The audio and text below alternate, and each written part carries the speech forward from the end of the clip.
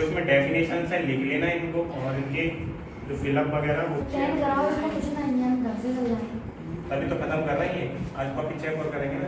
देखो इसमें line point वगैरह के बारे में बताया गया है। तो सबसे पहले एक पॉइंट है वो पढ़ लेते हैं। ज्योमेट्री का मतलब है मेजरमेंट से है, मीट्री का मतलब जैसे ट्रिग्नोमेट्री, मीट्री जो आ रहा है वो एक तरह से मेजरमेंट से है। जियो मतलब अर्थ हो सकता है, अर्थ ही होगा वैसे। तो अर्थ का जो मेजरमेंट करते हैं वो कैसे करना, स्टार्ट करा, कहाँ से चलाइए, वो सब है इसमें। ठीक है, तो सबसे पहले एक स्ट्रक्चर आती है पॉइंट की। पॉइंट होता क्या है? पॉइंट ये होता है।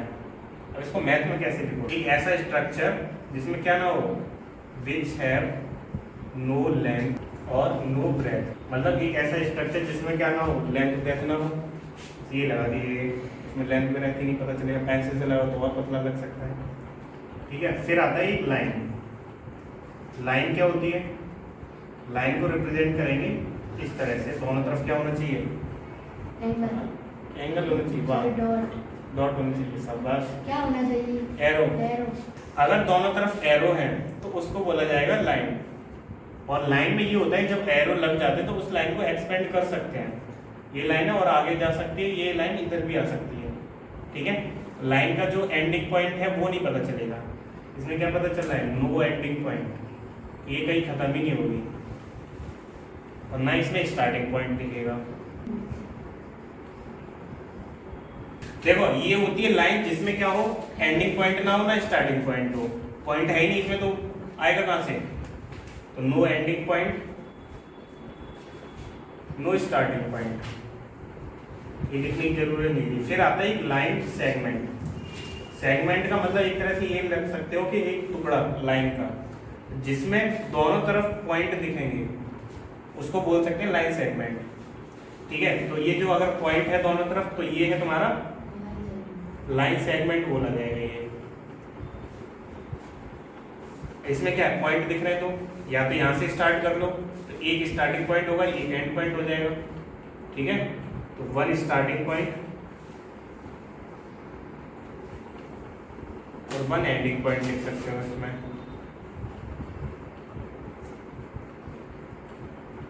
और इसकी जो लेंथ होगी वो हमेशा फिक्स रहेगी, इसको आगे पीछे नहीं कर सकते। जैसे 5 सेंटीमीटर तो 5 ही रहेगा वो, इसको आगे पीछे कर सकते हैं, एक्सपेंड कर सकते हैं इसको। फिर आता है एक रे। रे का मतलब है कि एक तरफ हो तुम्हारा स्टार्टिंग पॉइंट और एक तरफ हो तुम्हारा एरो, मतलब इधर एंडिंग पॉइंट होगा ही नहीं। तो स्टार्टिंग पॉइंट तो दिख जाएगा, तो इसमें लिख सकते हैं वन स्टार्टिंग पॉइंट हो और एंडिंग पॉइंट है ही नहीं, ये कहाँ तक जा रही पता नहीं क्योंकि एरो लगा हुआ, आगे तक एक्सपेंड हो सकती है। No ending point. अब क्वेश्चन में इनका यूज क्या था? वैसे ये पूछ सकता है रे कौन सी है, लाइन कौन सी है, लाइन सेगमेंट। उसके बाद भी ये कुछ, अब जैसे लाइन के बारे में आएगा तो लाइन का रिप्रेजेंटेशन अगर दिखाना है तो हमें जैसे ए बी को दिखाना है तो ए बी के ऊपर छोटी सी लाइन बना देंगे। लाइन सेगमेंट दिखाना है तो ए बी लिखेंगे और एक छोटा सा आइकन बना देंगे लाइन।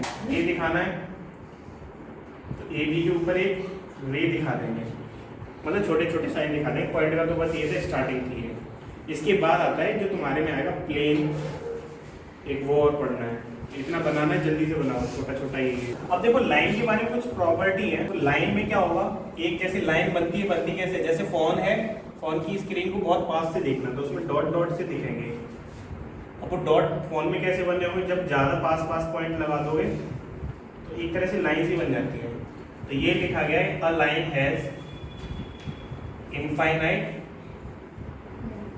पॉइंट्स। एक लाइन में पूछा जा सकता है ये वाला, लाइन में कितने पॉइंट्स होते हैं? इनफाइनाइट पॉइंट्स होते हैं। ठीक है, ये ऑब्जेक्टिव में है। इसके बारे में एक दूसरा पॉइंट है, हमारे में from a point we can draw infinite lines. मतलब एक पॉइंट से इनफाइनाइट लाइंस हो सकती है। जैसे एक पॉइंट खींचा जाए, इससे लाइन खींचते जाओ, ऐसे कितनी खींच सकते हो? बहुत सारी हो सकती है। हाँ, एक पॉइंट से होकर के कितनी लाइनें हो सकती है? तो एक पॉइंट आ सकता है, we can draw we can draw infinite lines from a point. एक पॉइंट से इनफाइनाइट लाइन आती है, ये वाला याद रखना, आ सकता है ये एक नंबर में है। Direction from two points we can draw only one line. इसी के आगे बनाना चाहो तो बना सकते हो ऐसे करके कि एक पॉइंट से इनफाइनाइट लाइनें हो सकती हैं, और दो पॉइंट अगर दिए जाएंगे और उनसे होकर के अगर लाइन पूछा कितनी जा सकती है तो एक ही जा सकती है। वैसे मत बना देना ऐसे टेढ़ी करके, ये लाइन नहीं है। तो ये तीन पॉइंट है, इनमें आ सकता है कुछ, और क्या लिखने नहीं हो गया ऊपर वाला, बोल दें कि नहीं हो। अब देखो लाइंस की दो पार्ट होते हैं, मतलब लाइंस दो टाइप की होती है, ठीक है। तो पहला वाला है पैरेलल लाइन से इंटरसेक्टिंग लाइन, इंटरसेक्टिंग लिख लेते हैं, इंटरसेक्टिंग लाइंस। और दूसरा होता है पैरेलल लाइंस। देखो इंटरसेक्टिंग लाइन क्या होती है, इनको केवल ड्रॉ करना है, बना दी गई, इनका कुछ डेफिनेशन है। इंटरसेक्टिंग लाइन क्या, तुम बताना इंटरसेक्टिंग लाइन क्या होती है। इंटरसेक्टिंग लाइंस होती हैं जो एक दूसरे को कट करें, चाहे वो किसी भी एंगल पे। अभी एंगल के बारे में बात नहीं करी गई है, इन्हीं के थ्रू निकलेगा कुछ vertically opposite angles, linear pair, वो यहीं से निकलेंगे इंटरसेक्टिंग लाइन से, ठीक है। पैरेलल लाइंस होती है जिनके बीच की डिस्टेंस हमेशा क्या रहे, सेम रहे। तो इन दोनों के बीच की डिस्टेंस अगर यहाँ निकालोगे और यहाँ निकालोगे सेम रहेगी, और जो पैरेलल लाइंस होती है वो एक दूसरे को कट नहीं करती हैं। तो ये पैरेलल लाइंस है, ये इंटरजेक्शन इंटरसेक्टिंग लाइंस है। हाँ, which have same distance at any point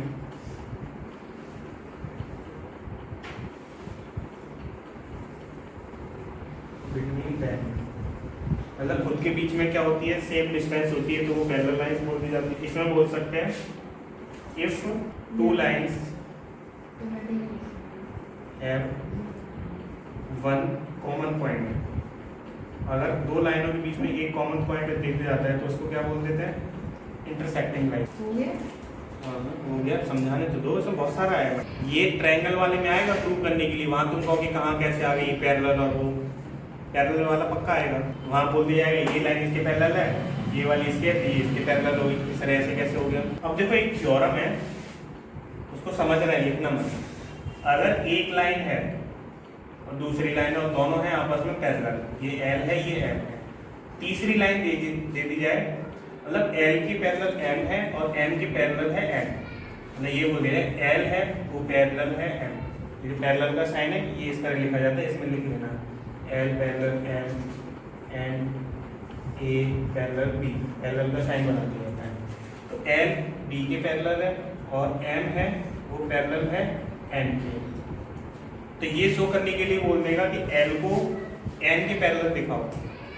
यहाँ पे क्या लिखेंगे, एल पैरेलल है एम के और एम पैरेलल है एम के, मतलब एम इसके भी पैरेलल है इसके भी पैरेलल है, तो एल किसके हो जाएगा, डायरेक्ट लिख देंगे सो एल पैरेलल एम, ये तीनों आपस में पैरेलल हो जाएगी। तो ट्रायंगल वाले में यही है, वहाँ उड़ेंगे तोते, ये इसके पैरेलल ये इसके पैरेलल ये इसके पैरेलल होगी। अब वो लिखने का तरीका सीखना है कैसे करना है, वहाँ ये नहीं बताने का, होती तो है वो। देखो इसमें इंटीरियर पॉइंट और एक्सटीरियर पॉइंट दे रखे हैं, एक वर्ड आएगा इसमें कॉन्ग्रुएंस। कॉन्ग्रुएंस और एक आता है सिमिलर।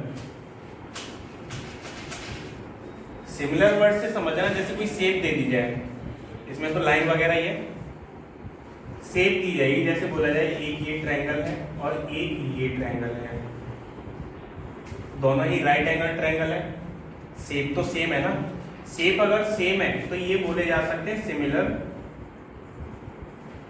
ट्रायंगल, मतलब अगर शेप सेम होती है तो क्या बोले जा सकते हैं, सिमिलर ट्रायंगल।